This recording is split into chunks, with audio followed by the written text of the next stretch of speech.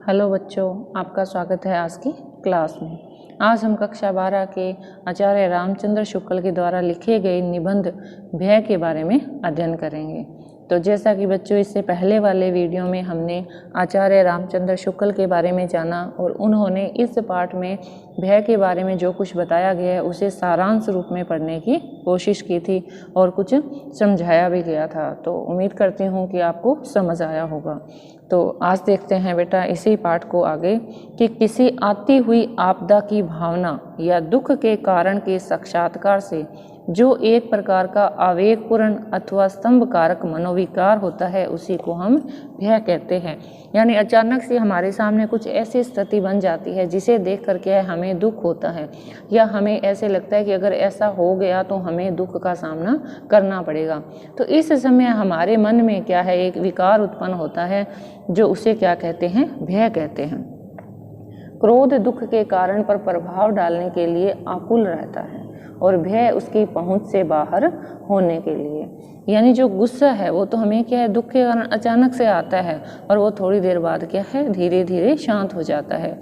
लेकिन भय क्या है, वो तो उसकी क्रोध की पहुंच से दूर रहता है। यानी क्रोध करने पर भी क्या है, हम भय से छुटकारा नहीं पा सकते। क्रोध दुख के कारण के स्वरूप बोध के बिना नहीं होता। यदि दुख का कारण चेतन होगा और यह समझा जाएगा कि उसने जानबूझकर दुख पहुंचाया है तभी हमें क्रोध आता है।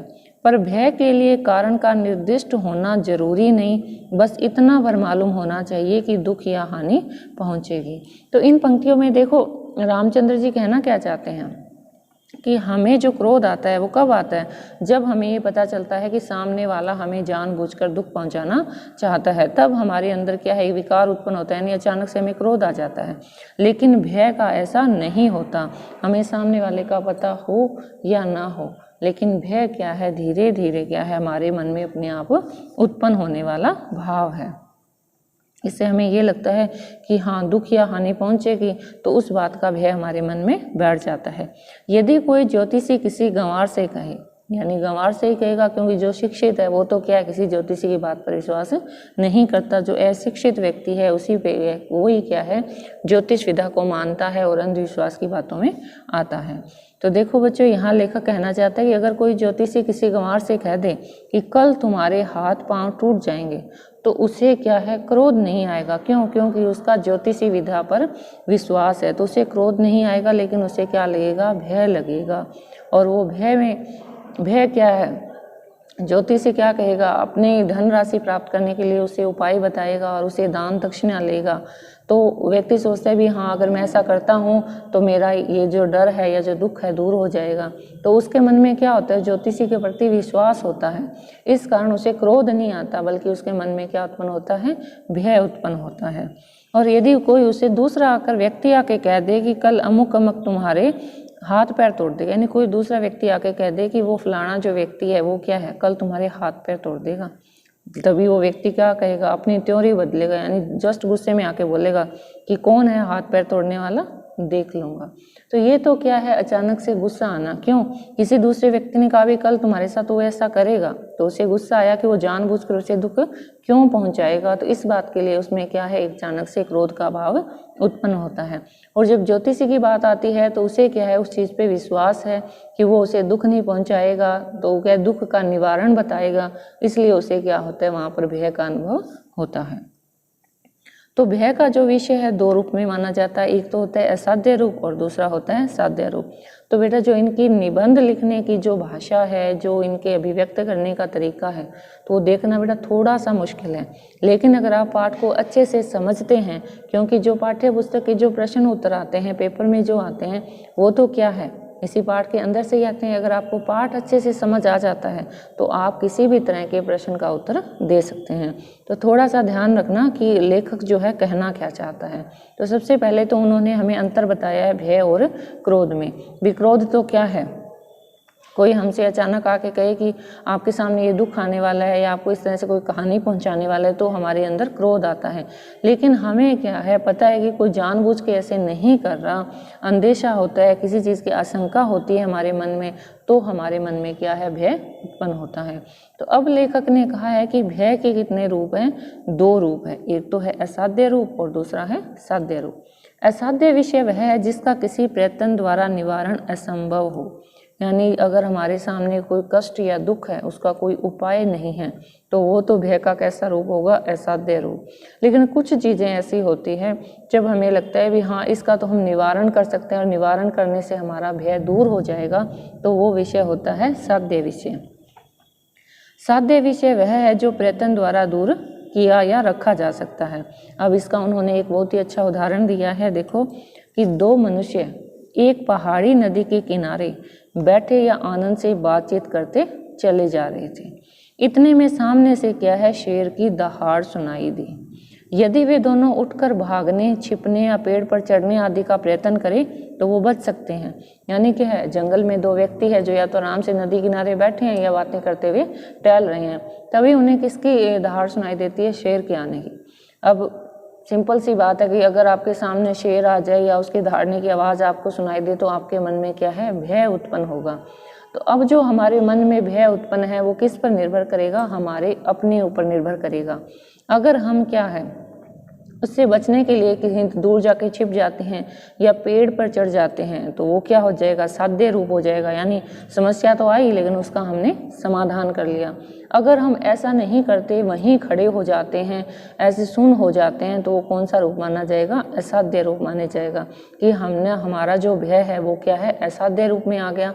अब शेर आए हमें मारे और खा जाए, यानी वो जो भय कहलाएगा वो असाध्य भय कहलाएगा कि हमने उस समस्या का निवारण करने की कोशिश ही नहीं की। तो देखो बच्चों कि यदि वो दोनों चाहते हैं तो छिप सकते हैं, पेड़ पर चढ़ सकते हैं। विषय के साध्य या असाध्य होने की धारणा परिस्थिति की विशेषता के अनुसार भी होती है, पर बहुत कुछ मनुष्य ही प्रकृति पर भी अवलंबित रहते हैं।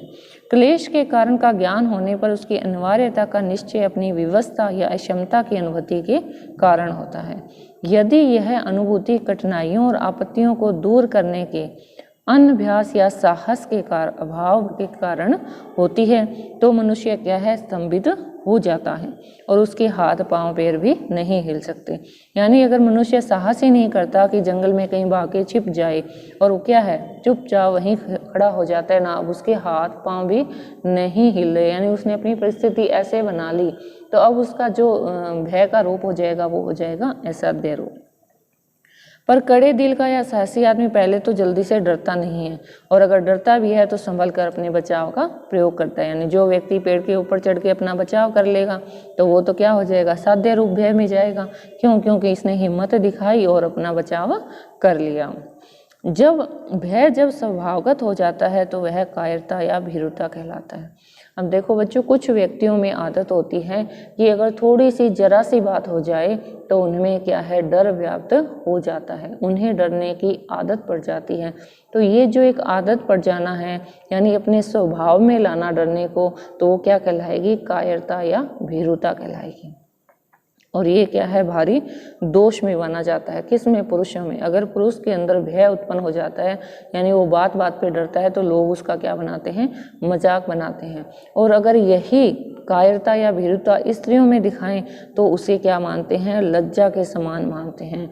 तो एक पुरानी धारणा है कि स्त्रियों के डरना तो क्या है, लज्जा के समान है, यानी वो उनका स्वभावगत विकार है। अगर डरती है तो उसका कोई मजाक नहीं बनाता। लेकिन पुरुषों को क्या मानते हैं कि वो तो निडर होते हैं, वो किसी से डर भी नहीं सकते। देखो बच्चों, स्त्रियों की भीरुता तो उसकी लज्जा के समान ही रसिकों के मनोरंजन की हमेशा वस्तु ही रही है।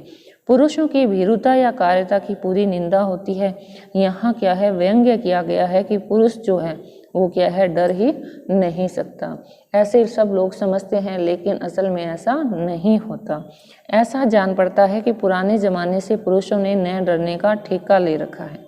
भीरुता के संयोजक अवयवों में क्लेश सहने की आवश्यकता और उसकी शक्ति का अविश्वास प्रधान है। यानी अगर व्यक्ति को क्या है, जो समस्या आ रही है उसको सहने की शक्ति नहीं है, और उस शक्ति का अपने ऊपर अगर किसी को विश्वास नहीं है तो उसमें क्या है, कायरता या भीरुता अधिक मात्रा में पाई जाती है।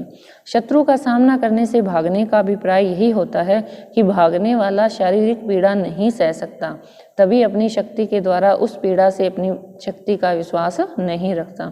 यानी अगर कोई व्यक्ति क्या है उस समस्या का समाधान करने की बजाय वहाँ से भाग जाता है तो हम ये मान सकते हैं कि वो अपनी शारीरिक पीड़ा को सहन नहीं कर सकता। यह तो बहुत पुरानी चाल की भीरुता हुई, यानी ऐसा डर तो क्या सदियों पुराना चला आ रहा है, लेकिन जो आज का युग है इसमें किस तरह का डर लोगों में व्याप्त है वो हम देखते हैं। जीवन के और अनेक व्यापारों में भी भीरुता दिखाई देती है। अर्थ हानि के भय से बहुत से व्यापारी कभी कभी किसी विशेष व्यवसाय में हाथ नहीं डालते। परास्त होने के भय से बहुत से पंडित कभी कभी शास्त्रार्थ से मुंह चुराते हैं। इस प्रकार की भीरुता की तह में सहन करने की अक्षमता और अपनी शक्ति का अविश्वास छुपा होता है। यानी अब देखो, अगर किसी व्यक्ति को अपना बिजनेस शुरू करना है, अपना व्यापार शुरू करना है, तो अगर वो व्यक्ति क्या है थोड़ा सा मानसिक रूप से तैयार है या वो हानि को उठाने के लिए तैयार है तो क्या ऐसा व्यवसाय शुरू कर सकता है। अगर ऐसे बहुत से पंडित मानते हैं जिन्हें शास्त्रार्थ का ज्ञान नहीं होता, तो ऐसे लोग क्या है, इनमें क्या है, भीरुता छुपी रहती है और इन्हें अपनी शक्ति पर विश्वास नहीं होता। भीरु व्यापारी यानी जो कायर व्यापारी है, अर्थ हानि को सहने की अक्षमता और अपने व्यवसायिक कौशल पर अविश्वास तथा भीरु पंडित में मान हानि सहने की क्षमता और अपने विद्या बुद्धि बल पर अविश्वास निहित होता है। तो यानी जो कायर व्यापारी होगा वो क्या, अर्थ हानि को, यानी जब उसका भारी मात्रा में नुकसान हो सकता है तो उसको वो सहन नहीं कर सकता और उसे अपने व्यवसाय करने के तौर तरीके या जो कौशल है उसके ऊपर विश्वास नहीं है, तभी वो क्या है नया व्यापार शुरू नहीं करता। यानी उसके अंदर क्या है, एक प्रकार की भीरुता छुपी हुई है। अब हम पंडित की बात करते हैं, तो पंडित में क्या है कि अगर उसे शस्त्रार्थ का ज्ञान नहीं है, शस्त्रों का ज्ञान नहीं है, तो उसे ये डर रहता है कि कहीं मेरी मान हानि ना हो जाए, तो उसका क्या है, अपनी बुद्धि पर, अपनी विद्या पर का विश्वास नहीं होता। इसी कारण उसमें क्या है, भीरुता छिपी रहती है। एक ही प्रकार की भीरुता ऐसी दिखाई पड़ती है जिसकी प्रशंसा होती है, वह है धर्म भीरुता। यहाँ धर्म भीरुता से अर्थ है कि व्यक्ति पाप पुण्य से डरता है कि अगर उसने कुछ ऐसा कार्य किया उससे उसे पाप लगेगा, तो उस भीरुता से वो डरता है। और इस भीरुता को क्या है, हमारे समाज में सही भी माना जाता है, पर हम तो उससे भी कोई बड़ी प्रशंसा की बात नहीं समझते। धर्म से डरने वालों की अपेक्षा धर्म की ओर आकर्षित होने वाले हमें अधिक धन्य जान पड़ते हैं, जो किसी बुराई से यही समझकर पीछे हटते हैं कि उसके करने से अधर्म होगा। तो देखो बच्चों, यहाँ लेखक कहना चाहता है कि हम ऐसा काम करें ही क्यों जिससे कि हम पाप के भागीदार बने, फिर हमें क्या है, जो धर्म भीरुता दिखाई जाए उससे हमें क्या है, अच्छी माने। तो इससे अच्छा है हम ऐसा कोई काम ही ना करें जो दूसरों की क्षति पहुँचाता हो, दूसरों को दुख पहुँचाता हो। तो हमें क्या है, अपने पाप करने से हमेशा बचना ही चाहिए। उसकी उपेक्षा, यहाँ लेखक क्या कह रहे हैं कि मुझे ऐसे अधर्मी लोगों से कहीं अधिक श्रेष्ठ वो लोग लगते हैं जिन्हें बुराई अच्छी ही नहीं लगती, यानी वो किसी भी तरह की बुराई करना ही नहीं चाहते। दुख या आपत्ति की पूर्ण निश्चय न रहने पर उसकी संभावना मात्र के अनुमान से जो आवेग शून्य भय होता है उसे हम आशंका कहते हैं। यानी हमें ऐसे लगता है भी अगर हम क्या है ऐसा कुछ करेंगे तो हमें क्या है, नुकसान हो सकता है, यानी तो थोड़ी सी मात्रा में आशंका रहती है, तो वो भय का कौन सा रूप कहलाएगा, आशंका भय कहलाएगा। उसमें वैसी आकुलता नहीं होती, यानी उसमें वैसा डर नहीं होता जैसा किसमें था, साध्य और असाध्य भय में था। उसका संचार कुछ धीमा पर अधिक काल तक रहता है, यानी आशंका क्या है, काफी लंबे समय तक बनी रह सकती है। घने जंगल में जाता हुआ यात्री चाहे रास्ते भर इस आशंका में रहे कि कहीं चीता मिल जाए, पर वह बराबर चला रहा है, चल सकता है। यानी अगर कोई व्यक्ति जंगल में जा रहा है, अब उसे अगर चीते से डर लगता है, यानी चीते से उसके मन में भय है, तो वो जाएगा ही नहीं। ठीक है, ये तो है हुआ एक भय का रूप। लेकिन वो सोचता हुआ जा रहा है कि मिल जाएगा तो मैं क्या करूँगा, लेकिन फिर भी वो क्या है, जंगल में जा रहा है, अपने रास्ते को तय कर रहा है, तो उसके अंदर क्या है, भय का जो रूप है आशंका है। यानी उसे थोड़ा सा शक है भी अगर ऐसा हो गया तो मैं क्या करूँगा। तो इस तरह से ये भय का कौन सा रूप होगा, आशंका। यदि उसे असली भय हो जाए तो या तो लौट आए या एक बार आगे नहीं बढ़ाए। दुखात्मक भाव में आशंका की वही स्थिति समझनी चाहिए जो सुखात्मक भाव में किसकी होती है, आशा की। अपने द्वारा कोई भयंकर काम किए जाने की कल्पना या भावना मात्र से भी क्षणिक स्तंभ के रूप में इस प्रकार के भय का अनुभव होता है। जैसे कोई किसी से कहे कि इस छत से कूद जाओ, तो कूदना या न कूदना उसके हाथों में होते हुए भी वह कहेगा कि डर मालूम होता है। तो यह पूर्ण रूप से डर नहीं होता, यह तो डर मात्र की आशंका होती है। ठीक है भी, अगर कोई आपसे कहे कि आप इस छत से कूद जाओ, तो आप कूदोगे या नहीं कूदोगे ये तो आपके हाथ में है, लेकिन आपको ये लगेगा कि अगर मैं कूद जाऊंगा तो क्या है, इससे मेरा नुकसान हो सकता है। तो ये भय नहीं होता, होकर भय की क्या होती है, आशंका होती है। क्रोध का अभाव दुख के कारण पर डाला जाता है। उसके द्वारा दुख का निवारण यदि होता है तो सब दिन के लिए या बहुत दिनों के लिए। यानी क्रोध का अभाव किसके प्रभाव डालता है, दुख के कारण पर प्रभाव डालता है। भय के द्वारा बहुत सी अवस्थाओं में यह बात नहीं हो सकती। ऐसे सज्ञान प्राणियों के बीच जिनमें भाव बहुत काल तक संचित रहते हैं और ऐसे उन्नत समाज में जहाँ एक एक व्यक्ति की पहुंच और परिचय का विस्तार बहुत अधिक होता है, प्राय भय का फल भय के संचार काल तक ही सीमित रहता है। यानी जो अशिक्षित मनुष्य है या जो असभ्य समाज है, उनमें क्या है, भय ज़्यादा देर तक व्याप्त रहता है। जहाँ वह भय भूला की आफत आई तो उन्हें लगता है कि अगर हमने डरना छोड़ दिया तो हम पर क्या है, मुसीबत आ सकती है। यदि कोई क्रूर मनुष्य किसी बात पर आपसे बुरा मान गया और आपको मारने दौड़ा, तो उस समय भय की प्रेरणा से आप भागकर अपने आप को बचा लेंगे। पर संभव है कि उस मनुष्य का क्रोध जो आप पर था उसी समय दूर ना हो, बल्कि कुछ दिनों के लिए बैर के रूप में टिक जाए, तो उसके लिए आपके सामने फिर आना कोई बड़ी बात नहीं होगी। यानी कोई मनुष्य आपको मारना चाहता है, ठीक है, एक दिन तो क्या हुआ, किसी ने बीच बचाव करके आपको छुड़ा लिया, लेकिन फिर भी जो दूसरा व्यक्ति है उसके मन में तो आप अभी भी खटक रहे हो। तो ये जो खटकने का भाव है ये काफ़ी लंबे दिन तक चलेगा और आपके मन में भी भय रहेगा कि अगर वो व्यक्ति मुझे दोबारा मिल गया तो कहीं वो मुझे मारेगा तो नहीं। तो ये जो होती है ये भय ना होकर भय की क्या होती है, ये आशंका मात्र ही होती है। प्राणियों की असभ्य दशा में ही भय से अधिक काम निकलता है, जबकि समाज का ऐसा गहरा संगठन नहीं होता कि बहुत से लोगों को एक दूसरे का पता और उसके विषय में जानकारी रहती हो। अब असभ्य दशा यानी जो जंगल में रहने वाली जाति है या जो जंगल में रहने वाले लोग हैं, उन्हें क्या है, अधिक मात्रा में भय लगता है। उन्हें हर समय यही रहता है कि अगर हम क्योंकि उनका जो समुदाय होता है वो बहुत छोटा होता है, 20-25 तक लोग एक साथ रहते हैं, तो उन्हें बाहर के लोगों से हर समय क्या है, डर महसूस होता है। तो देखो बच्चों, आगे जंगली मनुष्यों के परिचय का विस्तार बहुत थोड़ा होता है, यानी वो लोग बहुत कम होते हैं। बहुत सी ऐसी जंगली जातियां अब भी है जिनमें कोई एक व्यक्ति 20-25 से अधिक आदमियों को नहीं जानता। क्योंकि वो अपने एक सीमित क्षेत्र में रहते हैं और वहां से बाहर कहीं जाते ही नहीं। अतः उसे 10-12 कोस पर ही रहने वाला यदि कोई जंगली मिले और मारने दौड़े तो वह भागकर उसे अपनी रक्षा उसी समय के लिए नहीं बल्कि सब दिनों के लिए कर सकता है। क्योंकि वह तो उसे अभ्यास हो जाता है कि अगर वो जंगली जानवर या कोई अन्य मनुष्य उस पर क्या है, हमला करता है, तो उसे उससे कैसे बचना है। पर सभ्य, उन्नत और विस्तृत समाज में भय के द्वारा स्थायी रक्षा की उतनी संभावना नहीं होती। इसी से जंगली और असभ्य जातियों में भय अधिक होता है, जिससे वे क्या है, ज़्यादा भयभीत या डरे हुए से रहते हैं। उसी को वे श्रेष्ठ मानते हैं और उसी की वो स्तुति करते हैं। यानी जो उनके अंदर डर है, उस डर को क्या है, हमेशा अपने से आगे रखते हैं और उसी क्या है, अपनी स्तुति यानी देवता के समान पूजते भी हैं। उनके देवी देवता भय के प्रभाव से ही कल्पित होते हैं। किसी आपत्ति या दुख से बचने के लिए अधिकतर वे उसकी पूजा करते हैं। उन्हें लगता है कि अगर वो अपने देवी देवता को खुश रखेंगे, उनकी पूजा करेंगे, तो वो क्या है, इस दुख से बच सकते हैं। अति भय और भय कारक का सम्मान असभ्यता के लक्षण हैं। अशिक्षित होने के कारण अधिकांश भारतवासी भी भय के उपासक हो गए हैं। वे जितना सम्मान एक थानेदार का करते हैं उतना किसी विद्वान का नहीं करते। क्यों? थानेदार अगर कोई समस्या आ जाती है तो अगर आपको पुलिस थाने जाना पड़ता है, अगर आपका वहाँ कोई पुलिस वाला परिचित है तो वो आपको क्या है, बचा सकता है।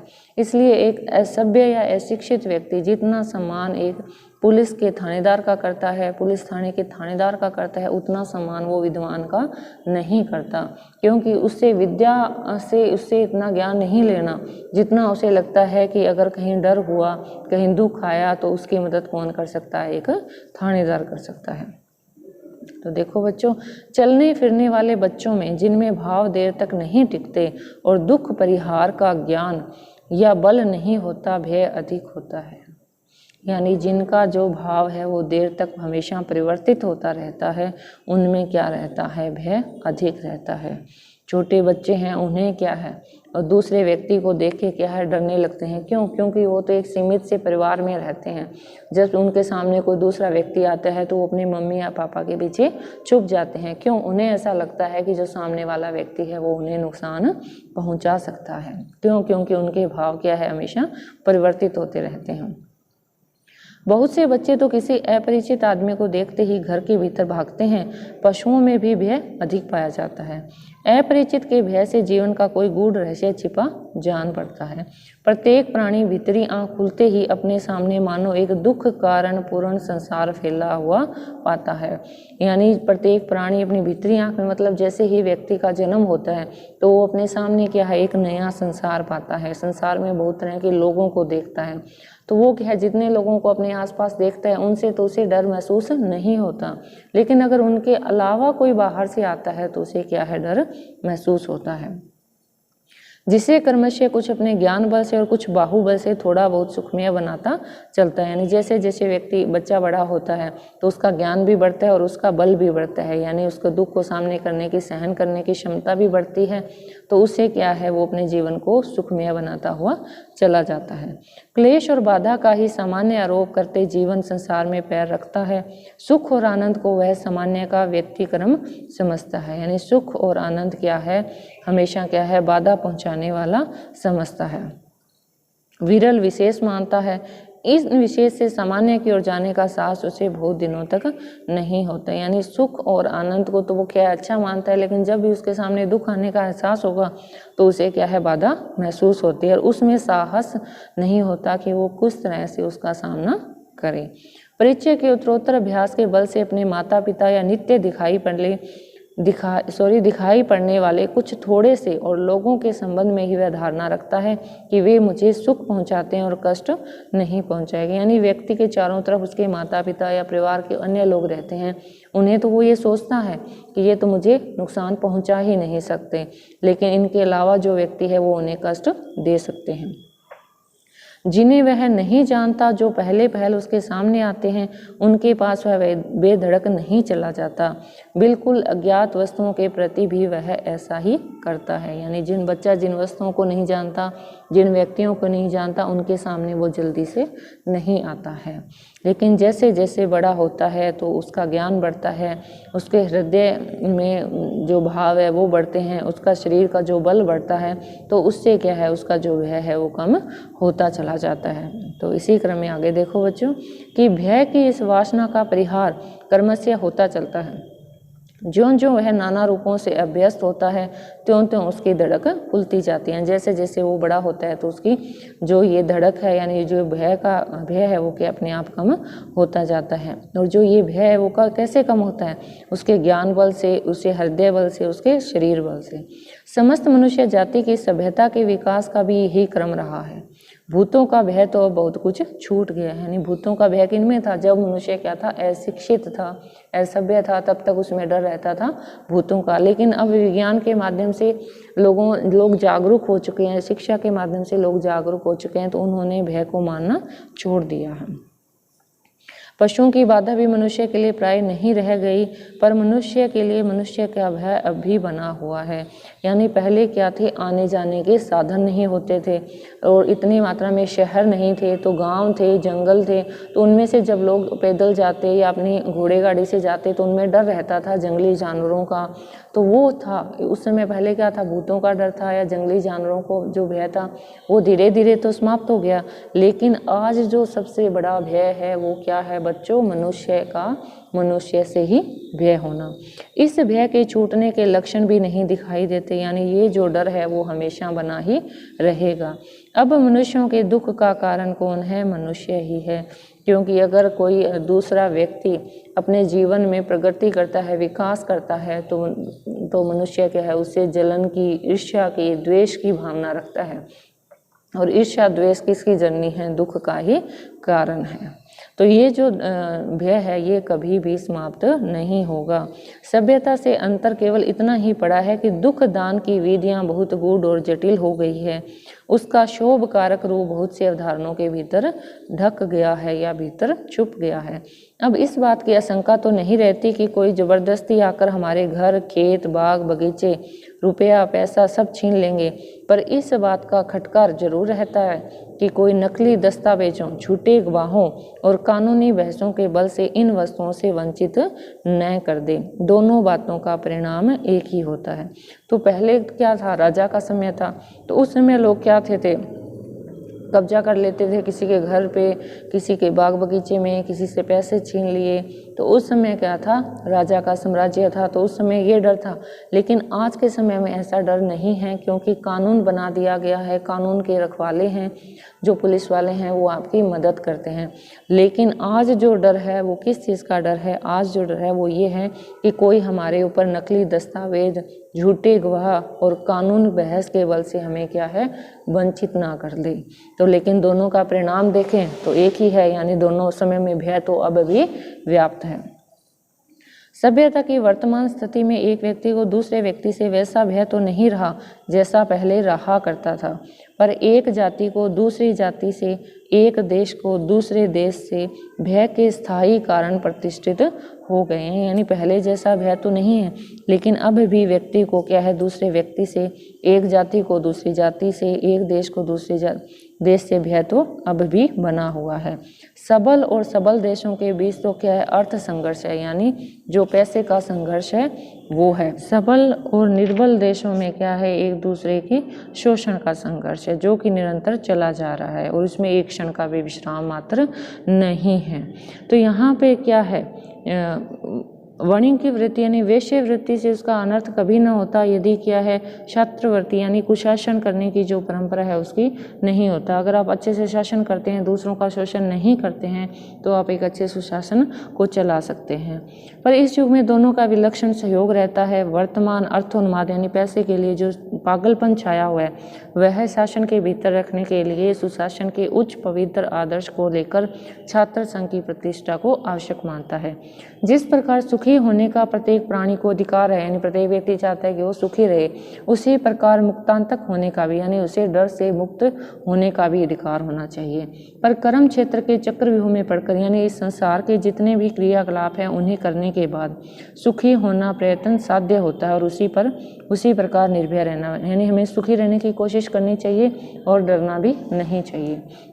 निर्भयता के संपादन के लिए दो बातें अपेक्षित है।